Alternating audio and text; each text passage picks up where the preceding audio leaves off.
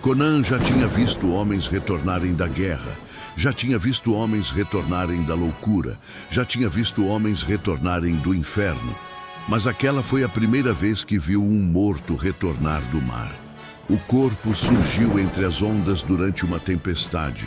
Primeiro apareceu uma mão, depois um braço, depois o rosto. Os pescadores que observavam da praia começaram a recuar. Alguns fizeram sinais contra o mal-olhado. Outros simplesmente fugiram. Mas Conan permaneceu imóvel. O homem que emergia das águas estava morto. Disso não havia dúvida. Sua pele possuía a cor cinzenta dos cadáveres. Cracas cobriam seu pescoço. Algas cresciam entre os dedos de suas mãos. E havia um enorme buraco aberto em seu peito. Mesmo assim, ele caminhava, cambaleando, respirando, vivo, ou algo próximo disso. Quando finalmente alcançou a areia, caiu de joelhos. Os olhos vazios encontraram Conan, e sua boca se abriu. Ela não nos deixa partir. Então tombou sem vida. Dessa vez, para sempre. Ou pelo menos foi o que todos acreditaram. 3 dias antes, Conan havia chegado àquela ilha após uma tempestade destruir parcialmente seu navio.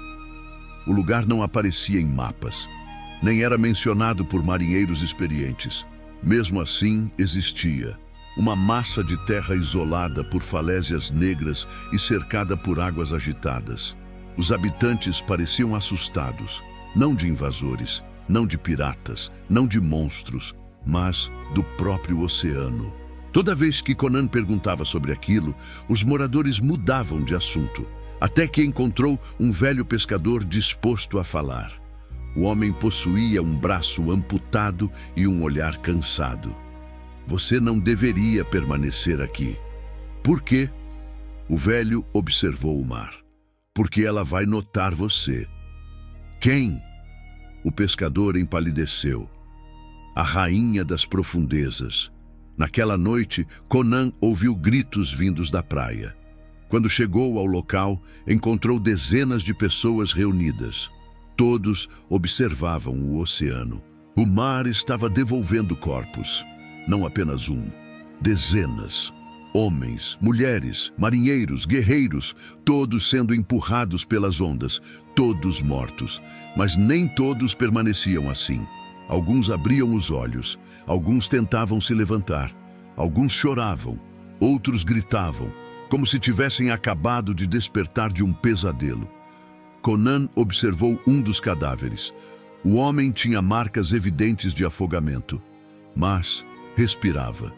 O bárbaro já enfrentara demônios, feiticeiros, criaturas ancestrais. Mesmo assim, sentiu um arrepio. Aquilo não era natural. Na manhã seguinte, ele exigiu respostas. Foi então que os habitantes revelaram a verdade. Décadas antes, muito antes da chegada dos atuais moradores, um grupo de pescadores encontrou uma caverna escondida entre os recifes. Dentro dela havia um templo, muito mais antigo que qualquer reino conhecido, e no centro daquele templo dormia algo, uma criatura, uma entidade, uma rainha esquecida pelas eras. Metade mulher, metade predadora das profundezas. Os homens tentaram capturá-la, tentaram vendê-la, tentaram dominá-la, mas falharam. E então a maldição começou. Desde aquele dia, ninguém que morresse no mar conseguia permanecer morto. Conan decidiu investigar. Seguindo indicações dos pescadores, partiu sozinho pela costa. As falésias tornavam-se cada vez mais selvagens. O vento carregava o cheiro de sal e decomposição. E em certos momentos ele acreditava ouvir vozes, sussurros vindos das ondas, chamados distantes, como se algo escondido sob a água observasse cada passo seu. Quando o sol começou a desaparecer no horizonte, encontrou os recifes. Ali havia restos de dezenas de embarcações, navios destruídos, mastros quebrados, âncoras enferrujadas, esqueletos espalhados entre as pedras. Era como um cemitério construído pelo próprio oceano.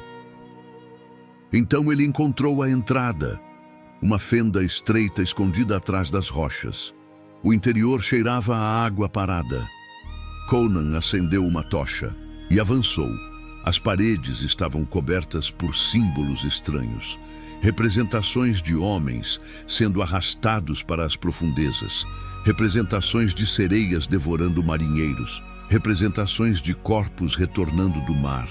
Quanto mais avançava, mais antigas pareciam aquelas imagens, como se a maldição existisse havia milhares de anos. A caverna terminou numa gigantesca câmara subterrânea. Ali existia um lago ligado diretamente ao oceano. A água era negra, imóvel, silenciosa. No centro havia uma formação de pedra semelhante a um trono, e ao redor daquele trono repousavam centenas de esqueletos. Alguns seguravam espadas, outros coroas, outros amuletos. Todos haviam tentado chegar ali, todos haviam falhado. Conan apertou o cabo da espada. Sentia que não estava sozinho. Foi então que ouviu o canto, uma voz suave, hipnótica, belíssima, ecoando pelas águas escuras. Por um instante, até mesmo o bárbaro sentiu vontade de caminhar em direção ao lago. Sentiu vontade de abandonar a espada. Sentiu vontade de mergulhar. Mas sua experiência falou mais alto. Aquilo era uma armadilha antiga, feita para homens mais fracos. A água começou a se mover. Pequenas ondas espalharam-se pela superfície. O canto tornou-se mais forte, mais próximo, mais sedutor. Então uma figura surgiu lentamente das profundezas. Primeiro os olhos, depois o rosto, depois os longos cabelos escuros cobertos por água salgada. Ela era bela, terrivelmente bela. Mas havia algo errado, muito errado. Os olhos brilhavam como os de um predador. Os dentes eram afiados demais e sua presença fazia a própria caverna parecer viva. A criatura observou Conan e sorriu. Um sorriso que já havia condenado incontáveis homens. Outro guerreiro, sua voz ecoou pela câmara. Outro homem que acredita poder desafiar o mar. Conan ergueu lentamente a espada. A criatura continuou sorrindo. Você não entende. Ninguém entende. Ela apontou para os esqueletos espalhados ao redor. Todos eles tentaram me matar. Todos falharam. A água começou a subir. Lentamente, silenciosamente, como se obedecesse às ordens daquela entidade. Conan assumiu posição de combate, porque finalmente compreendia a verdade. A criatura diante dele não era apenas uma sereia, era a própria origem da maldição, a responsável pelos mortos que retornavam das ondas. E pela primeira vez em muitos séculos, alguém estava disposto a enfrentá-la. Mas naquele instante, a água explodiu ao redor do lago. Centenas de mãos começaram a surgir das profundezas. Mãos humanas, cadavéricas, apodrecidas. Os afogados estavam voltando e todos obedeciam à rainha das profundezas. A água explodiu ao redor do lago. Centenas de afogados emergiram das profundezas, homens desaparecidos havia anos, guerreiros consumidos pelo mar, marinheiros esquecidos pelo tempo, todos retornavam, todos caminhavam, todos obedeciam à rainha das profundezas. Conan ergueu a espada. O primeiro cadáver caiu com um único golpe, o segundo perdeu a cabeça, o terceiro teve o peito aberto pelo aço, mas não importava. Para cada morto destruído, outros surgiam das águas negras. A rainha observava tudo com um sorriso frio. Eles me pertencem, bárbaro. Conan percebeu algo. Os afogados não tentavam matá-lo. Tentavam impedir que ele se aproximasse dela. E então compreendeu a verdade. A maldição não estava no oceano. A maldição era a própria criatura. Enquanto ela existisse, os mortos continuariam retornando. Ignorando os cadáveres, Conan avançou. A rainha abriu os braços. O lago começou a se agitar violentamente. Correntes invisíveis envolveram as pernas do cimério. A água tentava arrastá-lo para as profundezas. Então ela começou a cantar. Uma voz bela, antiga, hipnótica. Conan viu imagens surgirem diante dos olhos.